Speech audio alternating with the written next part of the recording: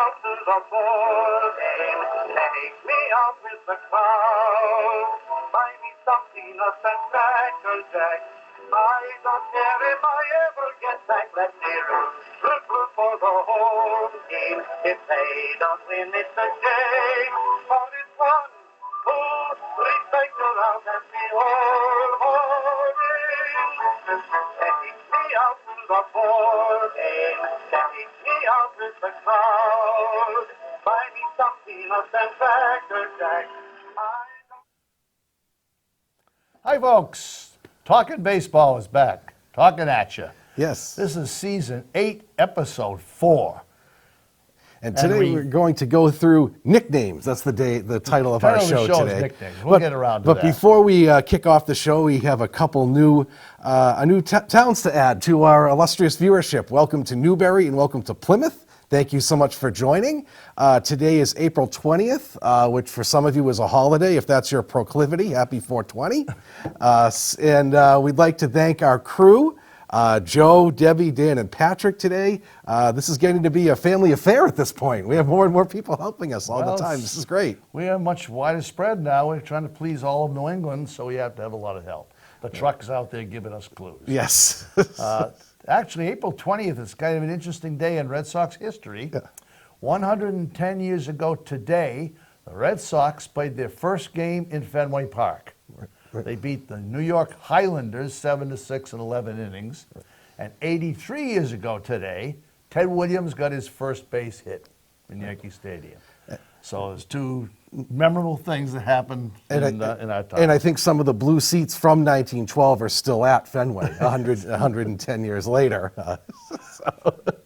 So yeah, hard to believe that, because when I was growing up, there was still the old Tiger Stadium, there was still the old Yankee Stadium, and Wrigley's still there, but Wrigley and Fenway are the last two standing of all the old-time ballparks. I think the Dodgers is third, and that was built in the 70s. Yes, and I think the Angels are fourth, believe it or not, right? So I'll tell you, if you go to Fenway these days, what they've done to that doesn't seem like it's 100 years old. Not at all. The not place at all. is, every single year they seem to make some new addition to it, spruce it up.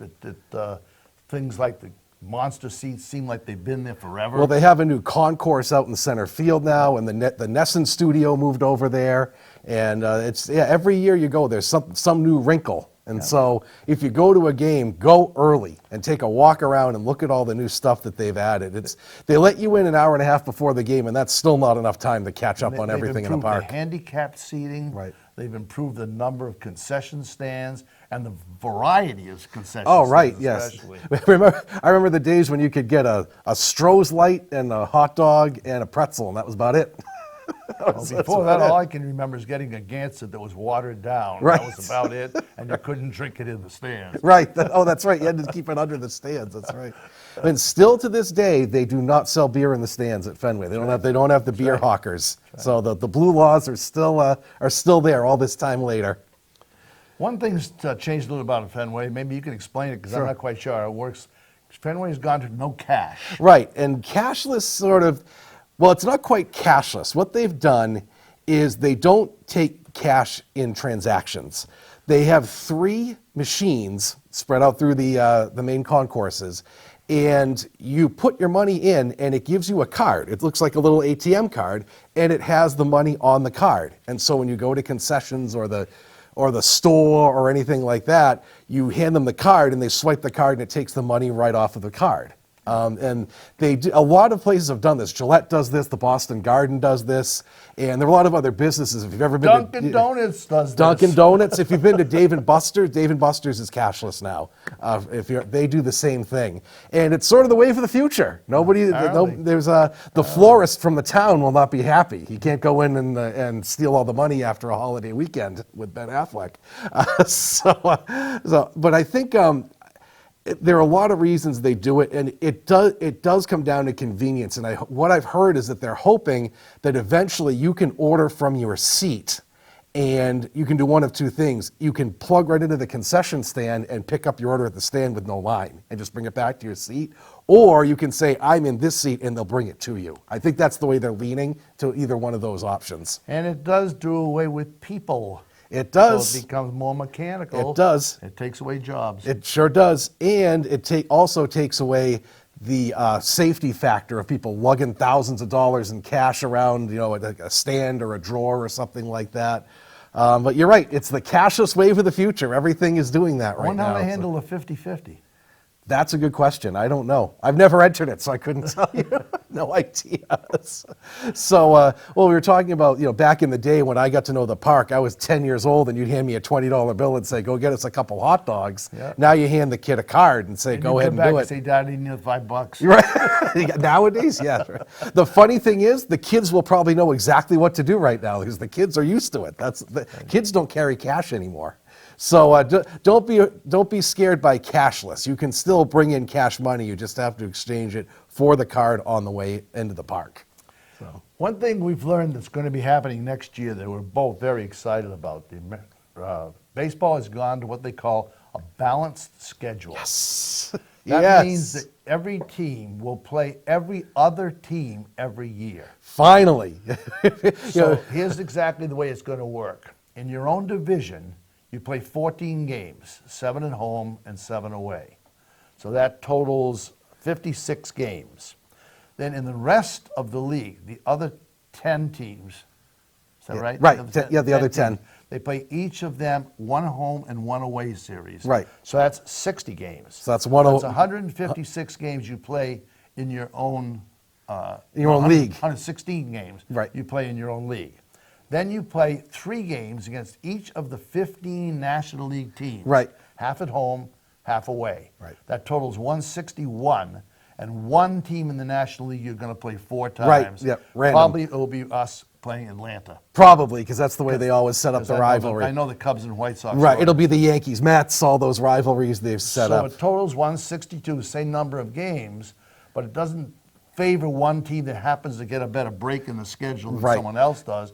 And it cuts down the number of times you have to keep playing the same team in your own division. We've been lamenting for years on this show that they play Baltimore 19 times. They play the Blue Jays 19. And you just get sick of seeing the same teams after a while. And I totally think this is a step in the right direction. Imagine the extra crowds they're going to get. Say like when the Dodgers come to town. And instead of the Dodgers coming once a decade, now you're going to get to see the Dodgers pretty much every other year. And you're right. Perfect example was the White Sox last year, who were in that terrible AL Central division. And when you were playing the Royals and the Twins 19 times, that bulks up your record, and it helps you. In the age of the wild card, when wins mean everything to get in the playoffs, that's a huge advantage that a team has. Whereas last year, the top 4 teams in the AL East had 91 wins apiece. And Toronto didn't get in. And now we'll be playing 15 games fewer in our own division. Yes, thank God. So, right. Well, back in the day, you played each team 22 times. Oh, right, when I was a kid. right. And it seemed like the Red Sox Yankees played every Saturday. Of course they did, right? All Yeah, season right. long. And the Sox would go 2-20 against the Yankees. So that's something to look forward to, a balanced schedule. I think that's great. I like when the NL teams come in, especially now that there's the universal DH.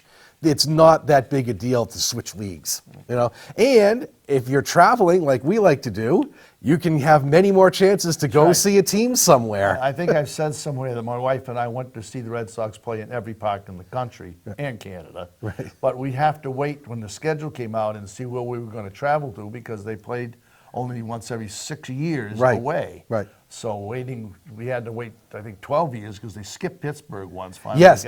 to get to see them. Now you only have to wait 2 years. I was just going to say, Within 2 years you can see all 15. I was just going to say, bucket list park for me is Pittsburgh, and now it's going to pop up Right. every other year. You'd have a chance to do it, and somewhere like St. Louis, that's a once a decade thing. And you get to see all the stars too. Sure, from both leagues. Absolutely, not just your own. So we get to see Kershaw, and we get to see hey, we get to see Mookie come back once every other year too. So. Well, I think it's the football league has been doing this forever. Oh, of course, sure. So that I think finally they've got around to.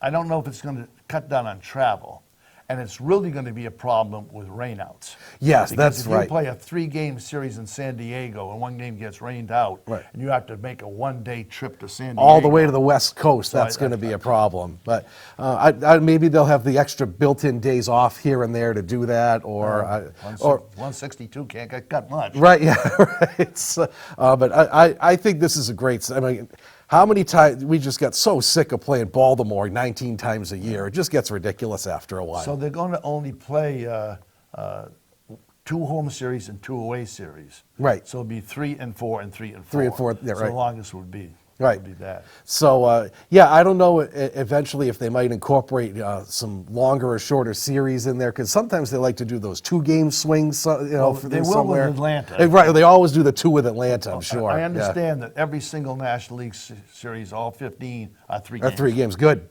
7 at home, 8 away, then 8 at home, and 7 away. Great, sounds good to me. I think So. that's a big step forward. Yeah, I think that's great. Like I said, especially universal DH, it's not that big a deal. I think that's the impetus behind That's it. what made the difference. Right, sure it did. That's what made the difference. Another thing that's happened this year that we didn't quite get to last week was the umpires now make calls like they do in football. Right. If you've noticed this, of course, you can challenge a call, which we've been able to do for years.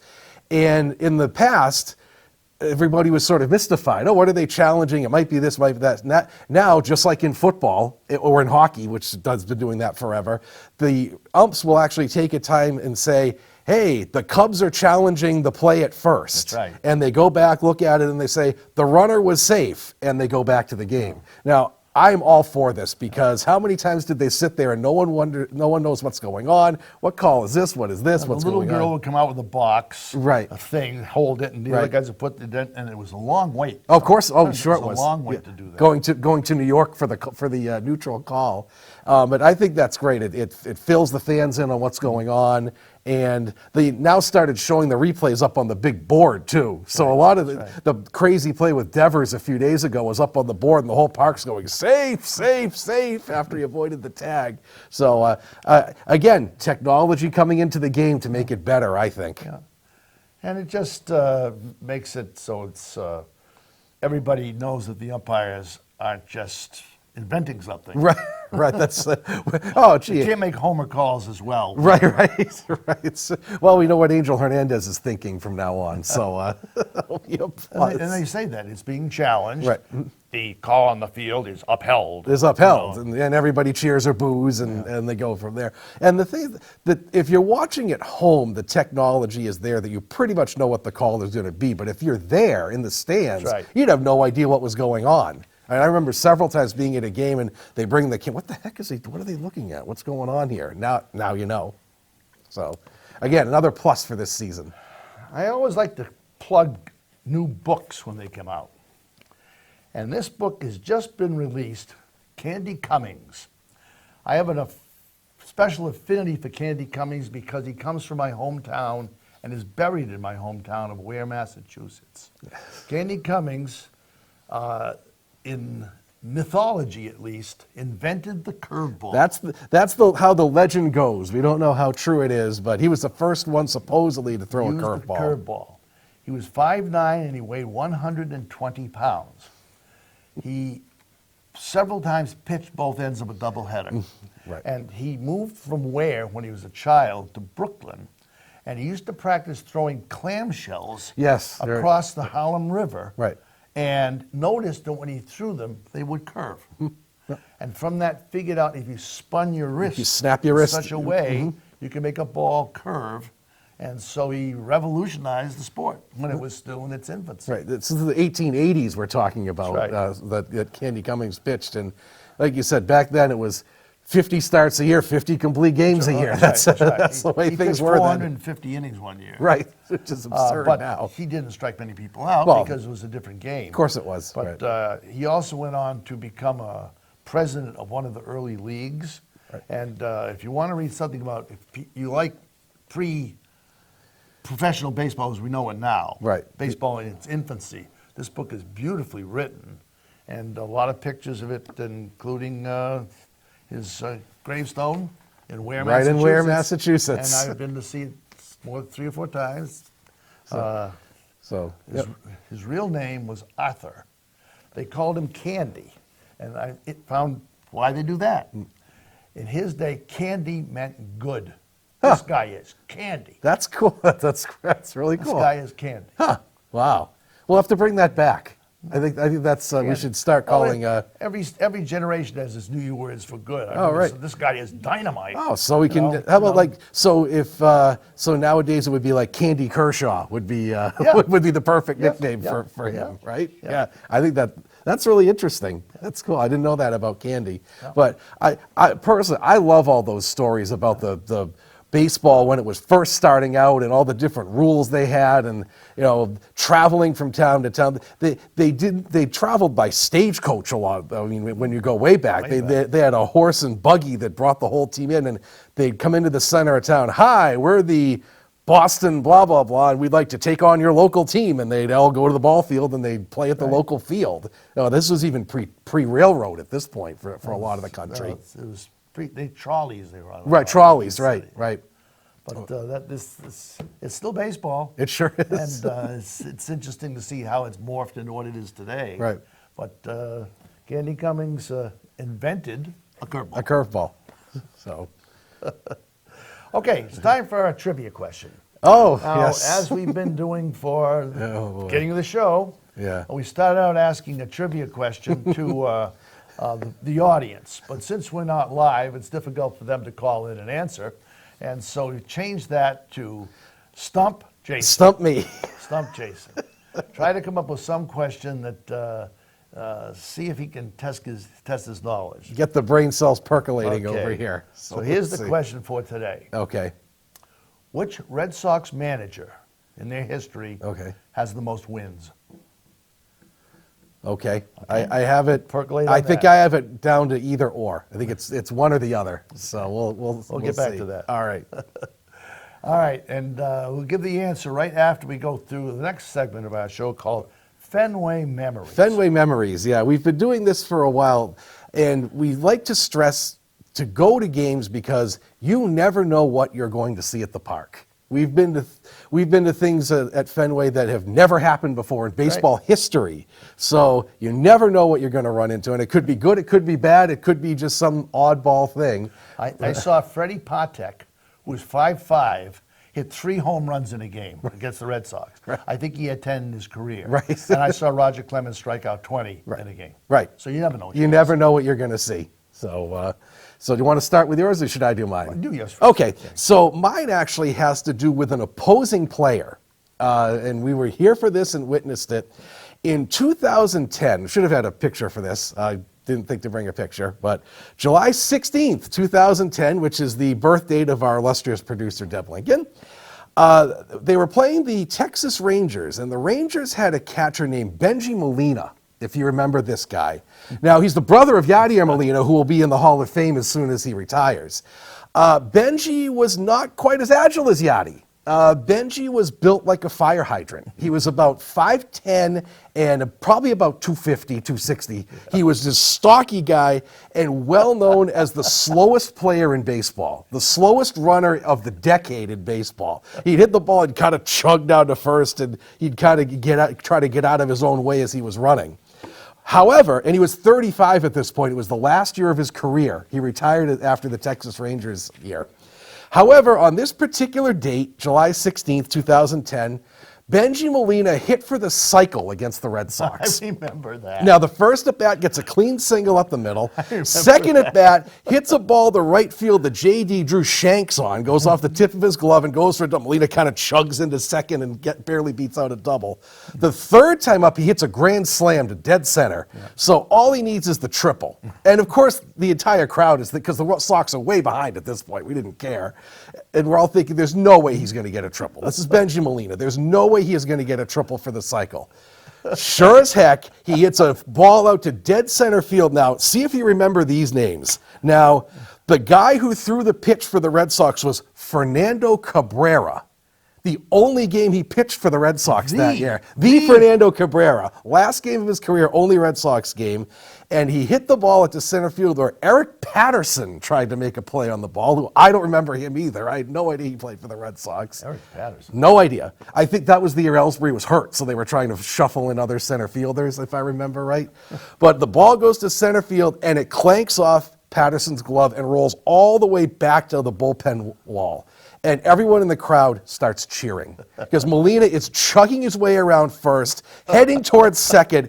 And if you could, like, he makes me look fast, this guy, okay? Try to picture a 5'6" guy, about 280, chugging around the bases, going into third. He's like a right guard. It was, yeah, it was. It was like, yeah, it was like, you know, the interceptions where the linemen catch the ball and they try to run. It was exactly like that. He starts going into third, and the whole place starts cheering and going nuts. Come on! And he went into third standing up, which was really amazing. And the whole place goes nuts. And if you remember, the coach started waving off. Oh yeah, they started waving him off when he got to third. Now, if you find it on YouTube, which is what I did, that's how I confirmed some of these players. The Texas announcer is fantastic during this play. He's coming around, come on, big guy, is he going to get a triple? And then he gets the triple and he says, pigs have flown in Boston, Massachusetts. Benji Molina has hit for the cycle, ladies and gentlemen.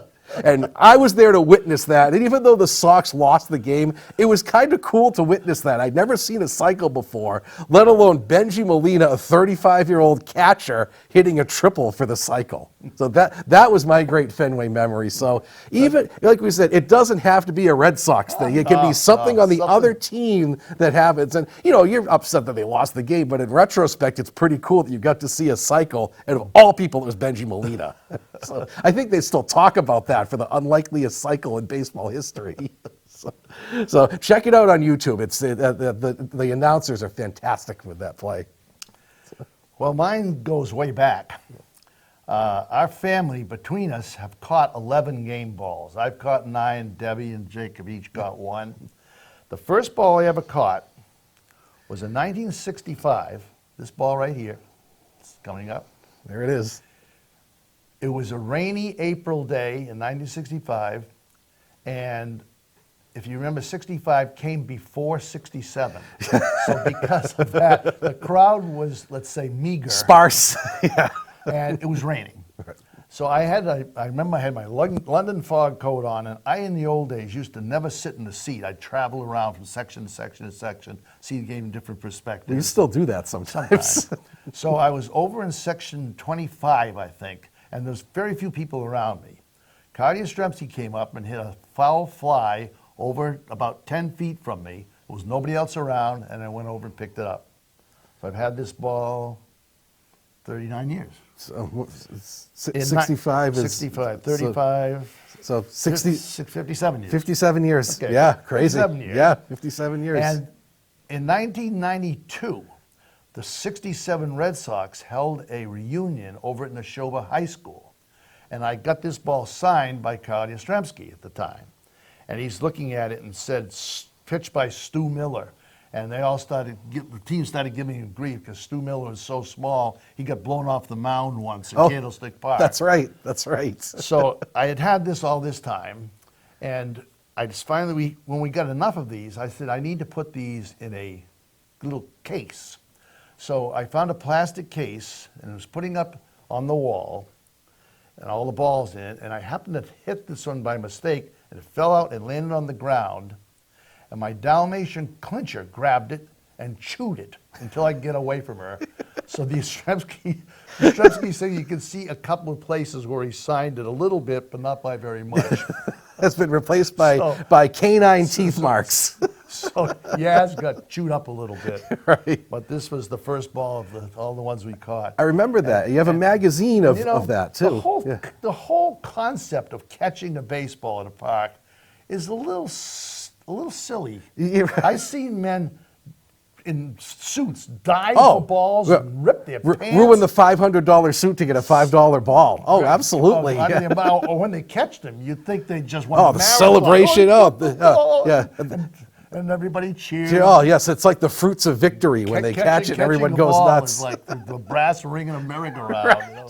It's just such a big deal. It is. And there's a lot less of that now with the nets, of course. You know, which is a good thing. Don't get me wrong, because you know it's really amazing that nobody got killed over the years with how close Fenway is with those line drives that went in the I've stands. seen a couple of people get hurt badly. Oh, I have too. Yeah, yeah. Especially right by the screen. Right. Those foul tips. I saw Right. one woman get her right in the face. And just Yeah, yeah. Awful. So it's much better that they have the screens now. But if you're up in the pavilion, you can still get a pretty good chance of getting a foul ball because they foul them up there all the time. the one I caught was in the bleachers. I got a home run off Roger Clemens. I remember this. By Jack Clark. Jack Clark, future Red Sox And what slugger. happened was, it hit. I was in the second row, dead center, and the ball came out, clearly going to be a home run. The guy in front of me tried to catch it. It bounced off his hand, and I caught it. I remember that. And the Right. chant went up, throw it back, throw it back." throw it back. And I said, throw yourself back. I'm keeping this ball. Keeping this, come on. Kidding me? Come on, doesn't matter who hit it. It's cool. You got a souvenir Got for a the home game. run ball. And I know the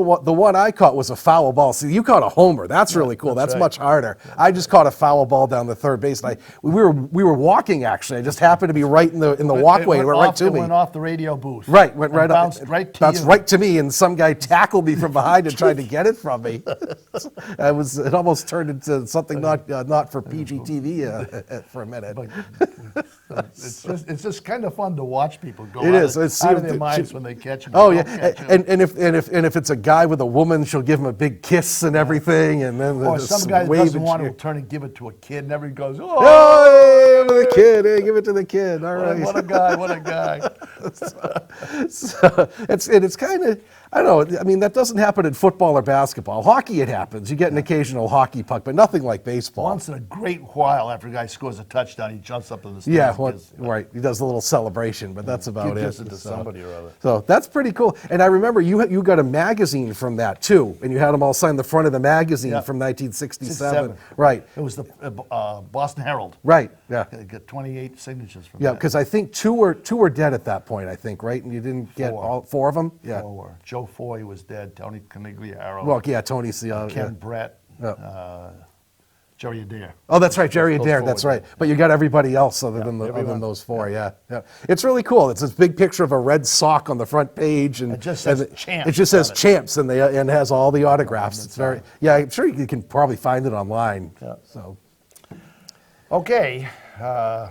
Time for a trivia answer. Okay, so I have this narrowed down to two. It's either Bill Kerrigan or Terry Francona.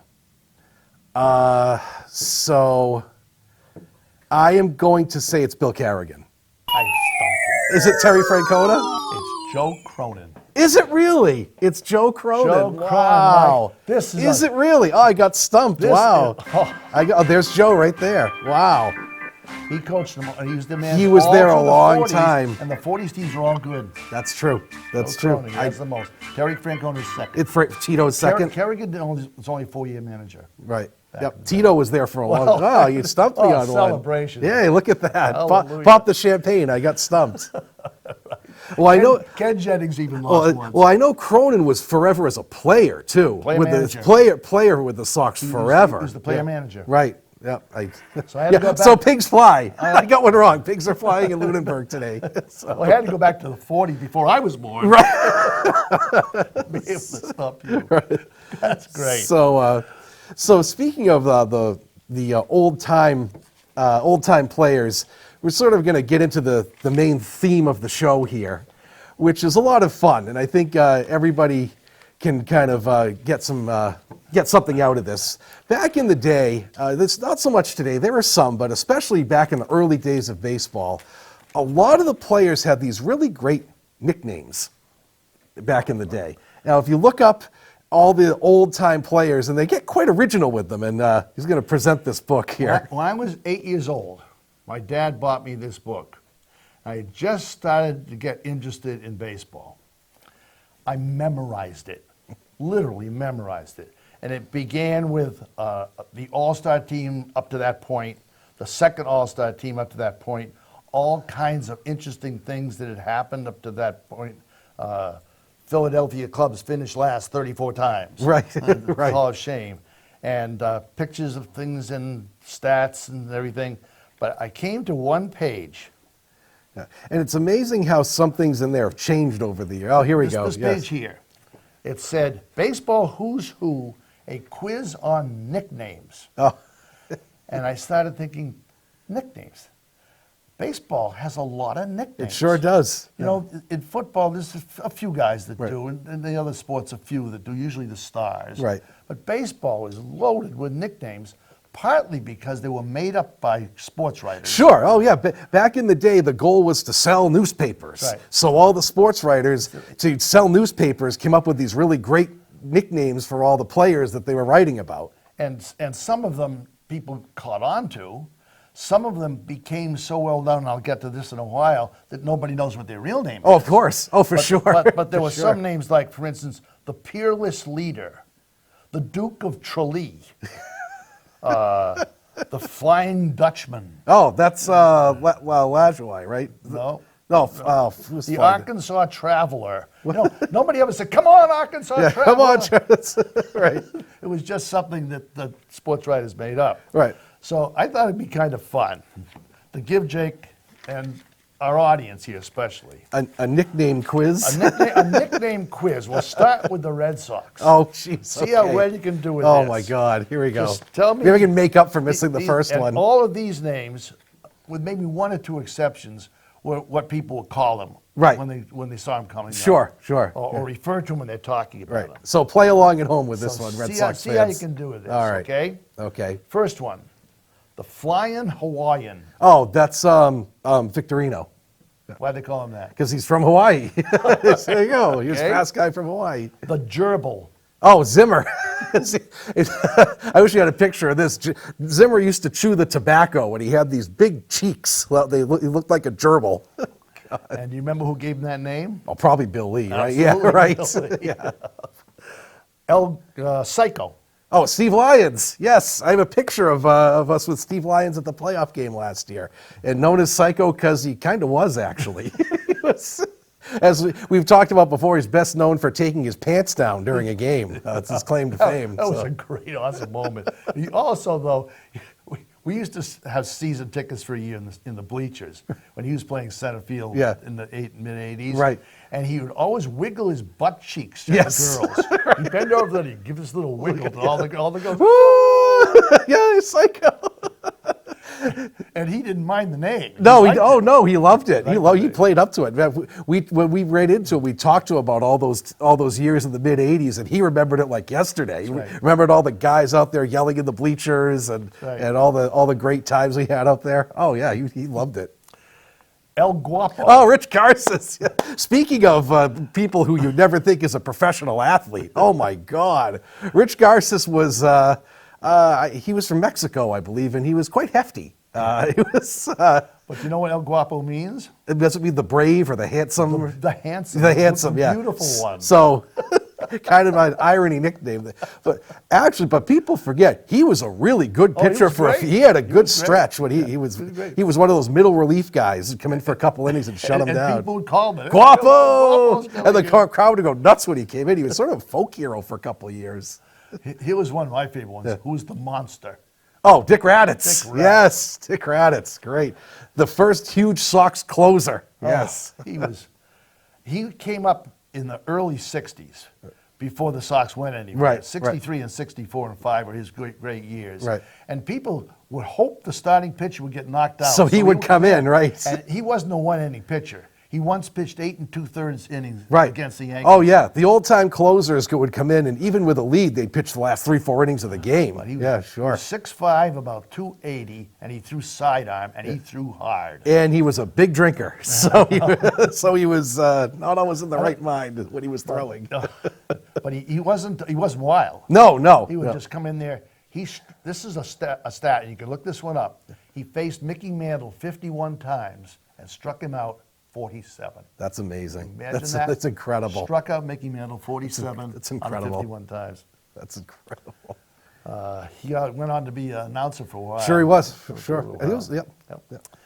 Well, this is a recent one, The Laser Show. Oh, Petey Pedroia, the laser show. And who named him that? Is it Jerry Remy? He Is did it- himself. Oh, he did himself? He called himself The Laser Show. Right. Nobody else did. Right.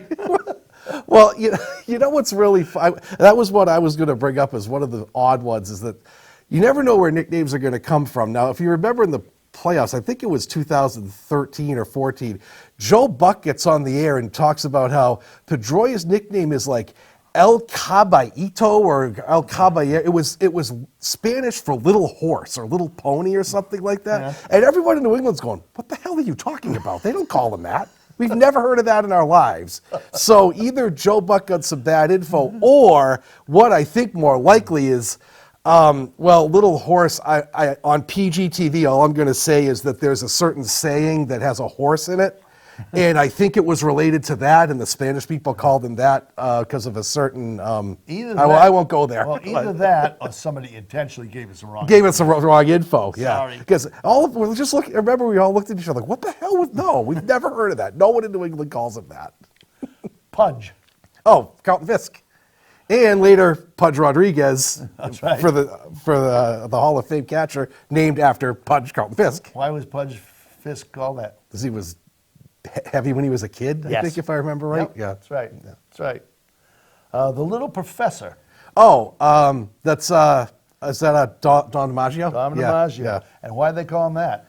So he wore glasses. That's right. Yes. Very Yeah. few players wore glasses back Right. then. You wore glasses. Talk about an underrated player in Sox history. Oh, man.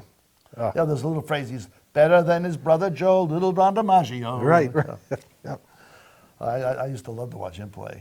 And he quit because Jimmy Pearsall came up and imitated him one day. Really? Yep. Oh, wow, I didn't know It was that. the end of his career, and Pearsall was playing right field, and Don DiMaggio had kind of an odd way of running, kind of flapping his hands. Yeah. So Pearsall fell and stepped behind him instead of flapping his hands. And he just- the crowd all laughed, and he saw him doing that, and he said, I'm not playing anymore. Wow. Jeez. Money wasn't quite the same then, was it? No, it wasn't. He actually went on to be a very successful businessman. Yes, he did. Yes. Yeah, very successful. Who's the hit dog? Oh, Mo Vaughn, the hit dog. And you know what was really funny is that in the early days it was Remy and McDonough. Remember there was one year where in April he stole 5 or 6 bases just because to catch people off guard. Yeah. And they started calling him the steal dog that year because he stole bases for like a month. Like half of his career steals were in that one April, but he became the steal dog at that point. Have you seen him lately? Yes, he came up for opening day. He's very He's a large man. Yes. He will steal no more bases. No, he's not stealing any. No. Boomer, Oh, George Scott. George Scott. Speaking of large people, yes. And one other player was called Boomer. See if I can stump you on this one. The Boomer. I'm not sure who else He's a is. pitcher. David Wells. Good yeah, for you. David Wells. Good That's for right. you. Yeah, Good for you. that's right. That's right. Yeah, 1 year wonder with the Sox. Yeah. That's right. I forgot they called him Boomer too. Yeah, he was good. He was good with the Yankees. Oh, yeah, he was. Yeah, yeah. Also, odd guy. That's a good breed if you ever come across You his should book. read his biography Yes, sometimes. yeah. He was raised in a trailer. Right, yeah. By gypsies or some Right. weird thing. It's out in, I think, San Diego. It was out in it was in California. Yes, yeah. He's a West Coast guy. Yeah, really odd dude, interesting guy, and talk about a guy who just didn't overwhelm you. You're just a lefty finesse guy, and he won 200 something games. And just threw as a perfect game. And threw a perfect game. Yes. So. Rooster. Oh, Burleson. Yes, Rick Burleson, great one. Mr. Attitude. Burleson did not take losing lightly. No. He did not like to lose. Or striking out. Or striking out. Or being thrown out. Right. Right. Remy has some great stories about him. Yeah. He was the Bantam Rooster. Right. He was another guy. I used to play softball with a guy like this. He would throw as hard as he could to first base, Right. even if Molina was running. Right. He tried to throw it through the first baseman's glove, and that ultimately what ended his career. Yeah, He threw his right. shoulder out. Mhm. But Sure. there's no need to just overhand throw the ball as hard as you can to Right. first. Right. Spaceman. Oh, Bill Lee, yes, the great, who just pitched an inning a few weeks ago, if you saw that. He was at some minor league park in Florida, and he pitched an inning of the game at age 70, whatever he is now. He played regular pro ball until he was well into his 50s. Oh, sure he did, yeah. Sure he did. They made a movie about him traveling through Cuba and teaching Right, the Cubans right, to play. Right, yeah. He was in the Can-Am League with the Brockton Rocks for a year, traveling around in that league, too. We've Yeah. had, my wife and I have had a chance to talk to him 3 or 4 times, And he definitely is a spaceman. Yeah, he's an odd dude. He's a very Funny, odd dude. funny, Oh yeah, right. funny. If you watch Ken Burns baseball, he has a pretty big part in that. They have a lot of interviews with him in there, and yeah, he's an odd dude. But he did not like Don Zimmer. That's for sure. And that was too bad because Don Zimmer kept him out of the playoffs. Oh yeah, that was total personal grudge that he had. It cost him a win. Sure did. One time we met him. I don't know if they have it anymore because I didn't see it last year. We met him 2 or 3 times at Autograph Alley. Oh yeah, right. Which is now over in the store. Right. And I said, why do you bother to come down here to do this? Because Yeah. they just pay a Right. minimal fee. Yeah. He says, well, my wife has a nesting interest, and this is going to pay for the fill around our new house. Really? Wow. Again, money was not the same back then. You know. Now, if you any player now will hire someone else to do the fill, and that's just Great story. He's got a book, Spaceman. The cover has with one of the suits like Right, flight of the right. year. If you like to read baseball biographies, this this is a riot. is great. And he was good. Oh, he was very He won good. 3 years in a row, he won 17 games for that team. Mhm. And then he went to Montreal, and he was one of the first Expos stars when That's right. the That's Expos right. started getting There's good. one mistake throwing that Ephus pitch to Tony Perez. Yep, that was one mistake in his One career. mistake. Next one, oil can. Oh, Dennis Boyd. Yes. Another character on and off the field. Yeah, Dennis Boyd was he was a solid like number 2 or number 3 pitcher for a while in his prime, but he had drug problems. You know, I think that was what really was He his had downfall. ego problems. Too. That's One true. time, That's true. he wasn't picked for the All-Star team. And he freaked out. And he quit the team for a right. while. He walked away from because right. he didn't I remember make that. the All-Star team. I remember that. Yeah. You know why he's got oil can? It isn't like it's a southern thing for like an alcohol, right? It's a Slang? beer can. Beer can. Yeah. Okay. Good for you. Yeah. Slang for a beer can. Yep. The Rocket. Ah, Clemens. Talked about it many times before in the show. That's what they called him right from the start. Oh, right from when he That's first easy. came up. Rocket Roger. Rocket Roger, With a little yeah. assonance there. Yeah. So, who was the Kid? The original The Kid. Oh, the original. Okay. The Kid. You may have gotten me on this one. Is that God? Well, Willie Mays is to say, "Hey, kid." Oh, but the Kid is. I'll give you got me. I'll Yeah. give you a hint. Yeah. Another nickname was the Splendid Splinter. Oh, Ted Williams. Okay, the Kid When was he one of first his came up, they nicknames. called Oh, him the okay. Kid. Yeah. Oh, okay. He was the Kid. All right. Okay, to make up for that, Big Yeah. Papi. Ah, Big Papi, David Ortiz. See, now that's a modern day one where everybody just called him the nickname. You didn't call him Ortiz, you called him Big Papi. That's right. Right. That's right. So. And I just read how he got that name. When he first came up, he didn't know anybody's names, so he called them all, "Hi, Papi." Hey, Hi, Papi. Hey, Papi. Hey, And so Papi. they called him Big Papi Right. from that. And when he first joined baseball, his English wasn't that great either. So, hey, Papi, hey, Papi. Hey. Gator. Oh, Mike Greenwell. Yes. What? We used to call him the Freak, actually, because Greenwell had this great habit of sliding headfirst into first base. I don't know why he did it. And he also has the all-time statistical oddity in a game. That's right. 9 9 RBIs. They won the game 9-8. And he had all 9 of the 9-0. RBIs. Oh, 9-0, yes. 9-0. And he knocked in all 9 runs in the game. right. Now think about that, a one-man wrecking crew. They had that on a trivia question this year. I Yeah, well, yes. I think it was 2 homers and a double and a single. But imagine that, he knocked in all 9 runs on his team. And why was he called Gator? Oh, because he wrestled gators. that was his. He was from Florida, Yeah. and he wrestled gators. Right. He was not Not totally there. screwed down on 3 of the 4 corners. Yeah, That's all. right. And another guy, injuries really short-circuited his career because he was a terrific hitter, and he got hurt, I want to say like in 1990 maybe, and he could still hit for average, but his power was gone. He had he could still hit 320 falling out of bed, but just no power after that. One of my favorites, Dewey. Oh, Dwight Evans. Yes, should be a Hall of Famer. Yep. We've talked about him many times before. Dewey. Great player. I don't know where that came from. It's just Dwight. Dwight, I think they just turned it into Dewey from Dwight. Dr. Strangeglove. Oh, Dick Stewart, yes. So, Dick Stewart, the worst fielding first baseman of all time, Dr. Strangeglove. Now, this was pre-DH. He would have been a great DH if they had the DH back then. Terrific hitter, but didn't they say he could knock in 3 and give up 2 with his glove? One time, I was at the game. Yeah. A hot dog wrapper went out into the field, and he picked it up and got a standing O. It was great. He hit 42 home runs. Yeah, he was a great hitter, but just it's horrible. We have a fielder. picture at home of him, Maris, and Mantle together. Right. As the 3 sluggers. Right. But a fielder. Dr. Strangeglove, yes, that's right. Yeah. Here's a funny one. Yeah. Way back. Oh, John Wasden, yes. For those who don't remember, John Wasden actually wasn't a bad pitcher. He was a middle relief guy, but he just had a penchant for giving up home runs.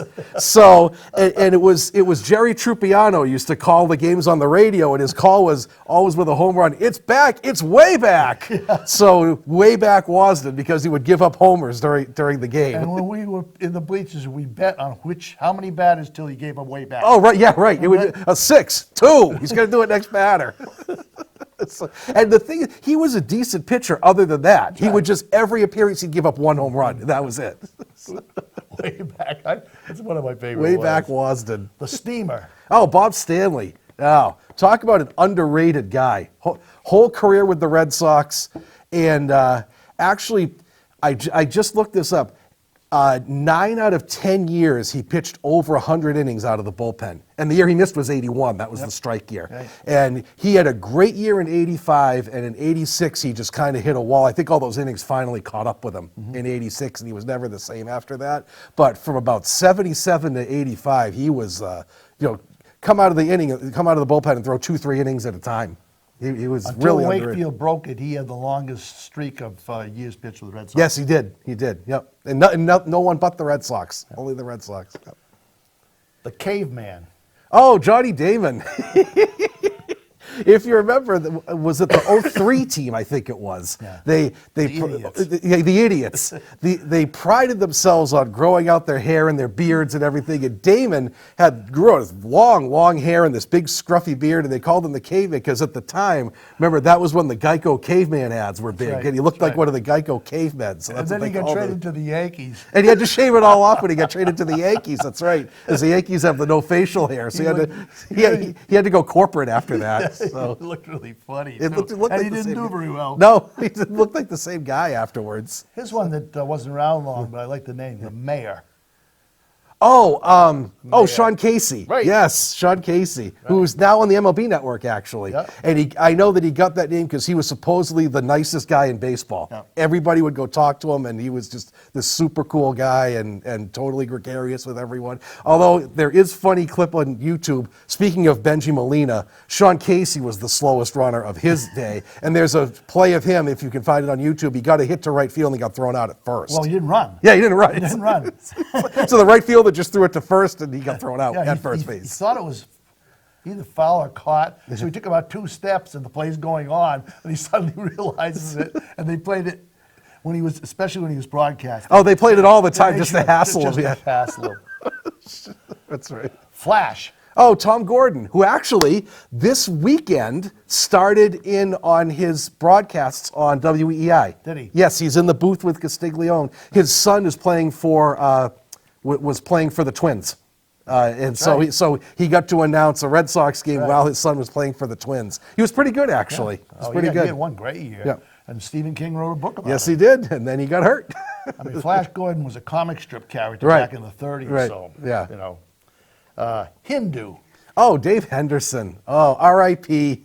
Mr. Dave Henderson with the gap-toothed smile that he always had on. But Hendu, if the Sox had won the '86 series, he would have been the ultimate folk hero. And what everybody has forgotten is in the 10th inning, the famous inning that they lost. Right.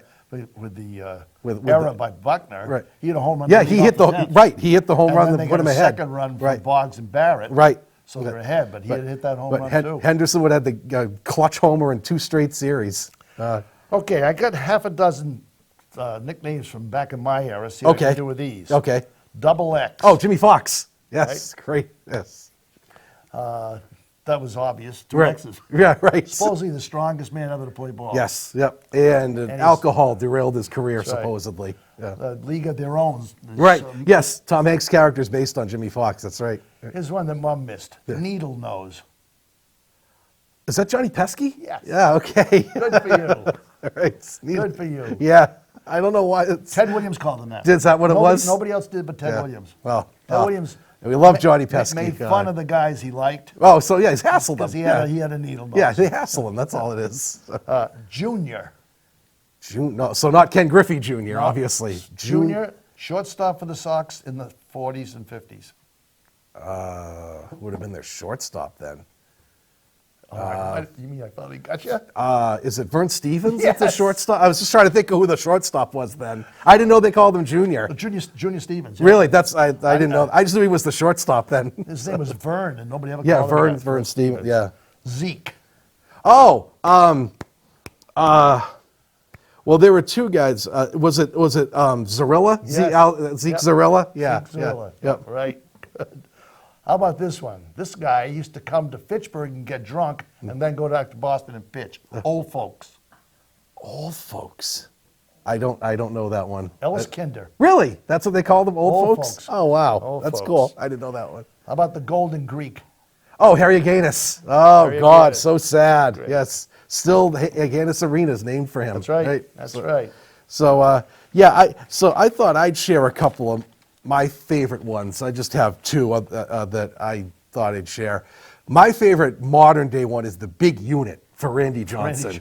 Because Randy Johnson was 6'10", and when he took a stride, the ball was on top of you. He was probably my favorite pitcher other than Clemens when I was growing up watching baseball. And they called him the big unit. That was my favorite nickname for him. And the other one, there was a backup catcher for the Padres. Now, it was pronounced Doug Goosh, and his last name was spelled Gwosdz.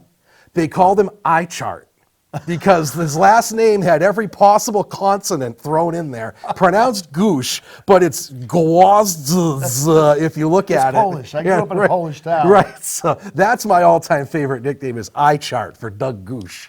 Now, one last thing here. Yeah. Some players are so well known by their nicknames, you don't know what their first name is. Oh, God, See there if are you a can lot tell of them, me. sure. See if you can tell me Dizzy Dean's first name. Oh my God! I don't know Dizzy Dean. I know his brother was Paul. I will forget his. I don't know his. Sparky Lyle. I don't know that one either. Pee Wee Reese. Was it? It was James, was it? No, Casey Stengel. I thought Casey was his real name. See, these are stumpers. Cy Young. Oh, Denton. Denton Young was That's his name. right. Yeah. Denton True Young. Dizzy was Jerome Dean. Jerome Dean. Sparky Lyle was Albert. Never Lyle. would have known that. Pee Wee Reese was Harold Reese. Oh, wow. Casey Stengel was Charles. Wow. I thought And Casey was his real Satchel name. Page. Well, I didn't ask you Satchel Page. I'm not sure on that. Leroy. Oh, that's right. Leroy Satchel Page. Yes, that's right. They're so well known by This- their nicknames. right. Nobody knows their real Right. Yeah. Dizzy Dean for sure is the ultimate one. That he was called that when he played. name. You call himself that. You call him, yeah. But yeah, it's sort of there are some nicknames, but that's something that's sort of fallen by the wayside. Is media reporting has changed so much since the days when they were throwing nicknames at everyone. Well, nobody reads newspapers. Right. That's everybody. Everything's online, That's right. and writers would try to spice up their articles by coming up with these outlandish nicknames or making stuff up. The Sultan of SWAT. Remember Come that? on, Sultan remember of that SWAT, scene in The Sandlot where they run through about 20 nicknames for Babe Ruth right on the spot? The Colossus of Cloud and all this. Nobody called him that. That was some writer making up a name. So. Well, we're running low on time, but there's one thing I'd like to bring up just as an afterthought, sort of. You hear so much about salaries of baseball players, people that are overpaid. The price that ball players are paid is always in the news.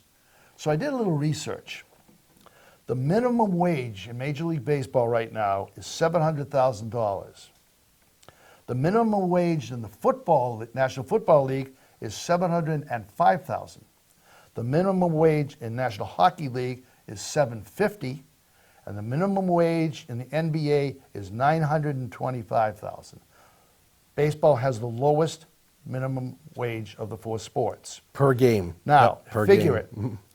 Baseball plays 162 games. Right. So that means each starting player makes $4,300. Hockey and basketball each play 82 games. So a hockey player makes $9,400 a game, and basketball players make $11,500. Football plays 17 games. Each player makes $46,500 players. Wow. Baseball is the lowest paid of the 4 sports.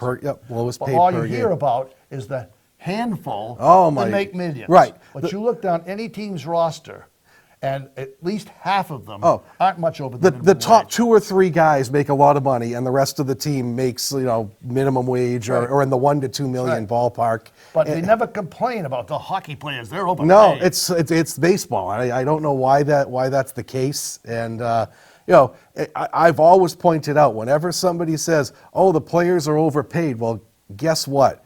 If you think they're overpaid, then you're advocating that more of the profits go to the owners. Right. The profits stay the same no matter what you pay the players. People forget economics 101. The profit doesn't change, so that money has to go somewhere. If it's not going to the players, it's going to the owners. So support the labor side of the equation, everyone. Pay the players what they're supposed to get That's paid. right. That's one of that's one of the things about the argument about the luxury tax. Right. Is the teams like Baltimore are being paid money and they're not spending it on players. That's absolutely right. So right. they've changed that rule, so they have to now. They have to, yeah. I think there was talk of even a salary floor instead of, forget the ceiling, make a floor that a team has to spend a certain amount of money on a payroll. Right. So yeah, and people forget, we talk about this all the time, the guys even the scrubs on the bench, the 25th guy on the roster, 26th I should say now, that 26th guy on the roster is still in the top 1,000th of 1% in the world at what he does. Right. I mean, there are 800 major league players in the world. Think about that.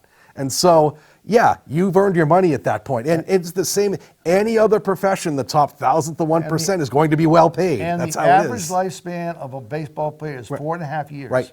Yep. Even the best players are done at age 35. Yep. Even the best And ones are so done that then. if the average, if there's somebody that plays 20 years, there's somebody that plays 6 months. Plays 1 year, right? Exactly. So we've said before, we never begrudge players taking the money. You never know when you're going to get injured and your career is over, and they have this tiny window in their lives to cash in on stuff. Right. And not to mention, I'm just going to throw it out there. Mookie makes what, $30 million a year? Mookie Betts.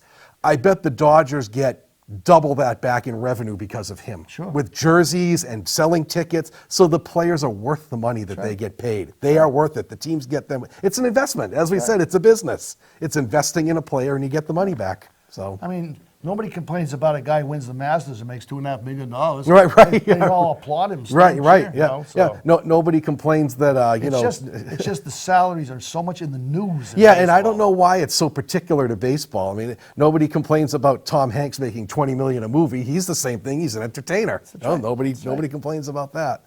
But so we're up against the clock here. Well, I hope you folks all enjoyed the nickname. Hope you all Dave. enjoy the nickname, and let us know if we missed any that you can think of for sure. And this was a remarkable show. This was show, I think, 63. Jason finally missed I got the 50 record. I got stuff. He broke his record. And he broke the Maggio streak. though, right, 56. yeah. I'm not quite Ken Jennings, but I'm sort of James Holzhauer with the streakwise there. And don't forget YouTube, Lunenburg Access. You can watch all our shows on YouTube. It's not Lunenburg Public Access; it's Lunenburg Access, and you can catch up with us if you want. If you're in one of the new towns and you like what you see, come check us out. Yep, and thanks again to our crew in the truck out there, goading us on, grinning at us, and giving us the. And they're going to hassle me because I missed a question. So So thanks a lot, and we'll see you again next month, folks. take care, everyone. And love baseball. Go Sox. Going on. Take me out to the ball game. Take me out with the crowd. Buy me some peanuts and Cracker Jack. I don't care if I ever get back. Let's hear it. Root for the home team. If they don't win, it's a shame. But it's 1, 2, 3, take around and be all holding. Take me out to the ball game. Take me out with the crowd. Buy me some peanuts and Cracker Jack. I don't care if I ever get back that. Thank you for watching another outstanding program provided to you by Lunenburg Public Access. We're here to serve the community. Lunenburg Public Access is always looking for volunteers to help record town events, high school sports, and town meetings. Please consider helping us out today.